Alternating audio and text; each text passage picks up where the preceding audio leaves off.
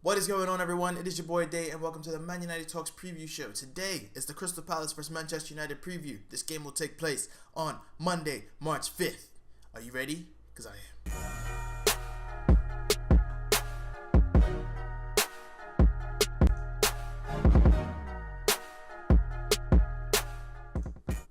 So, welcome to the preview show. Now, before we get into it, if you do enjoy, drop a like and subscribe and all that good stuff. The recent support has been great and I am grateful. So let's keep it up. The aim is to reach 100 subscribers by the end of the season. And we're not far off, about 29 subscribers. So come on guys, let's get into it. First things first. Last time out, we played Chelsea at Old Trafford. We won 2-1. We went down early in the game. Not early, fairly early though. With time to come back. We went down 1-0. Great counter-attack play, not great defending for Manchester United. And Willian, I would say he was clinical. He hit it very hard, and Dave will be frustrated with himself that he didn't save that. So that's pretty much that. And then, just before the end of the first half, good link-up play between Lukaku, Sanchez, and Martial, and Rum gets us back involved. And then, in the second half, late on in the second half, midway through the second half, you could say, I guess, or depending on how you look at it. Anyway, I believe it was McTominay who put the ball out to Lukaku, who's on the right wing, doing bits, turns into R9, does a bit of step overs, gets past his man, puts in a near post ball. Christensen misses the header, and Jesse Lingard pounces on it like the man that he is. And that's 2-1, game, set, match. Chelsea came back at us. Really? I don't know if you can hear that. Okay. Chelsea came back at us, but that's what you do in the nature of the game, and that was that. We won 2-1, and now we're here to talk about Crystal Palace versus Manchester United this Monday, March 5th. I'm looking forward to it. I am, because beating Chelsea, it should be a starter and a refresher for us to get back on track and push to the end of the season, to get some momentum started. Hopefully we go beat Palace and we keep the ball rolling. Yeah, I'm excited. So let's talk about Crystal Palace. Let's have a little conversation. Okay, Crystal Palace. They're not your favorite team. They're not the team you hate the most. London boys. They haven't had a terrible season. They haven't had an amazing season. They haven't really come far from where they were at the beginning of the season under Frank de Boer. They sit 17th in the league right now, and they've lost their last 2 games. Roy Hodgson has turned them around to an extent, but he can't really be blamed because they're suffering from injuries. Zaha is out for the second time this season. Fosu is not going to be available in this game because he's a loanee of Manchester United. Scott Dan is injured. Tompkins, he did pull up towards the end of that game. I don't know if he was injured or not, but I did see that he looked pretty messed up. And then also, I don't think they have any. Oh, Kabaye could possibly out injured. He could possibly be out injured. And he's a good player. He's past his prime for sure now, but he still would be a help to them. Crystal Palace are an interesting one because they got Loftus-Cheek from Chelsea, who has a bit of an influence. He's kind of like a mixture of Fellaini and Pogba, and when you think of that, you think of an absolute beast. But when I say that, I mean the fact that he is good with the ball at his feet, whereas I get the Pogba comparison, and he can dominate in the air, although that's not really his preference. He's a big lad. He's 6'3", and he's solid, but he hasn't really had the chance to have his full influence on the team. We all know Benteke, when he came back from injury, was doing quite well, but now that Zaha's out of the team, he's kind of not had that partnership going that they had when he came back from injury. But they have been a solidly defensive team, and when I say that, I mean the simple fact that they don't concede much. But when you watch them play, there's a lot of individual errors in that team, and defensively they can be a unit, but generally speaking, they're not. I don't know if that makes sense to you, but like I said earlier, there's a lot of individual mistakes in that team.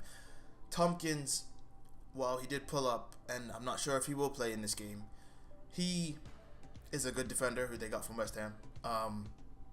And he is a person that blocks a lot of attempts on goal. Fosu Mensah, as we know, who will not play, but he is one of their outstanding defenders. If you know, you know. You should be on Fosu Mensah watch, really, if you're a Manchester United fan. But if you're not, whatever. Yeah, but apart from that, like I said, Townsend is pretty much all they have going forward right now with Benteke because, like I said, Zaha is out and Much, I believe his name is Jordan Much, has been playing on the wing. And he's an old guy. He's, what, 30 now? He's not old, but, you know, you don't want a 30-year-old central midfielder playing on the wing. But that's kind of what Roy Hudson's been what's the word? Reverting to, because he doesn't really have any options. There's Sully Kai. I know that's a bit of a name there, but he's a young player who's been getting a few more minutes with the injuries that they have.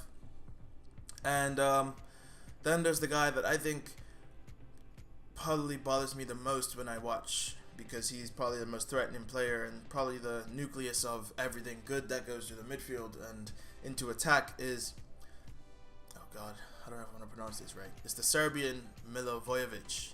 I think I said that right.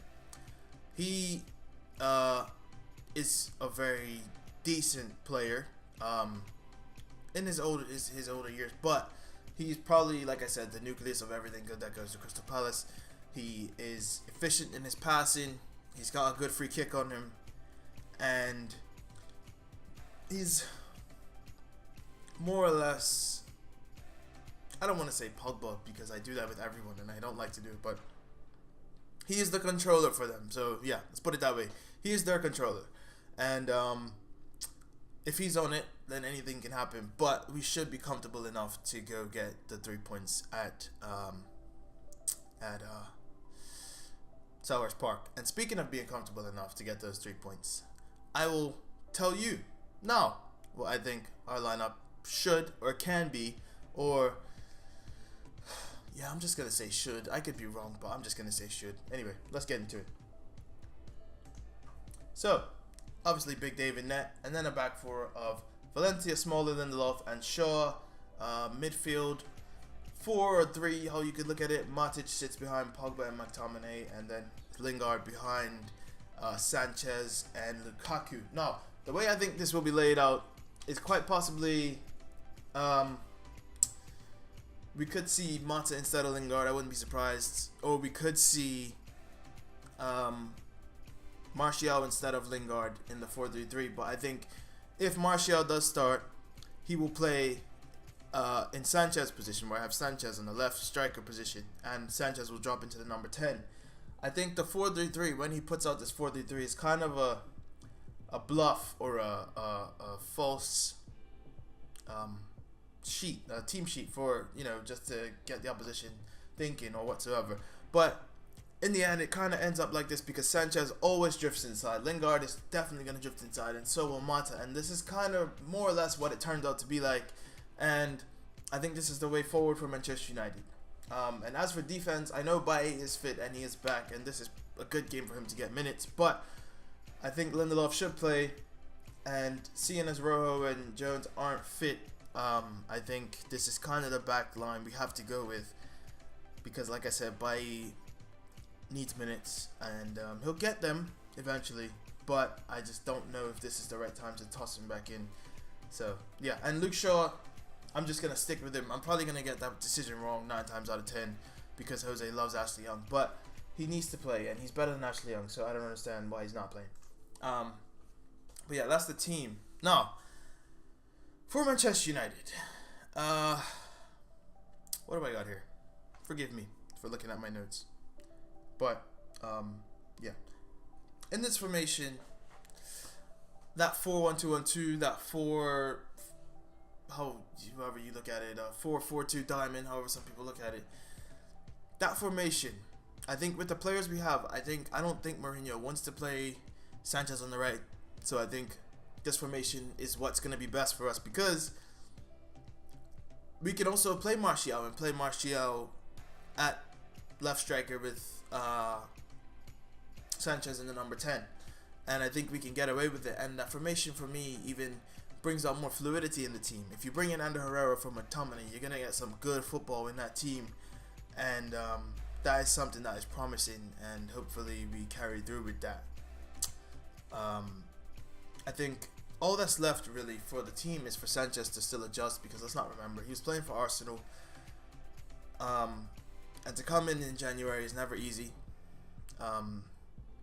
As you can see, Aubameyang is struggling. Mkhitaryan, I think he works at Arsenal, so I think he's probably having a better period. Although they did get smashed by City, and we're not talking about that.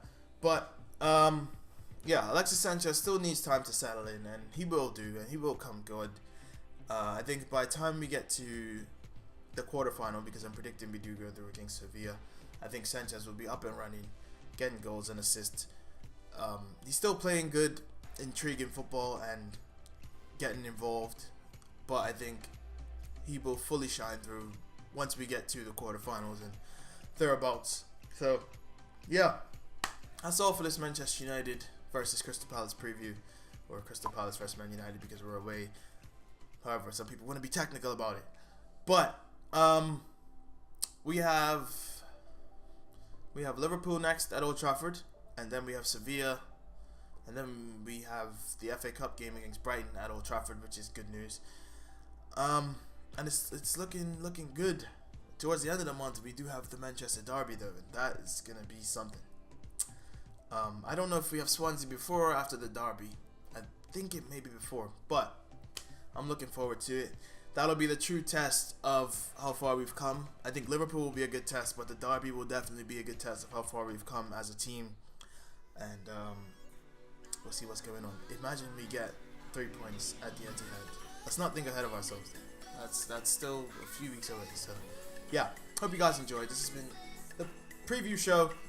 Drop a like and subscribe. Comment on anything you have to say. If you want to say anything, any suggestions of anything I can improve. And yeah, thanks for watching. Deuces.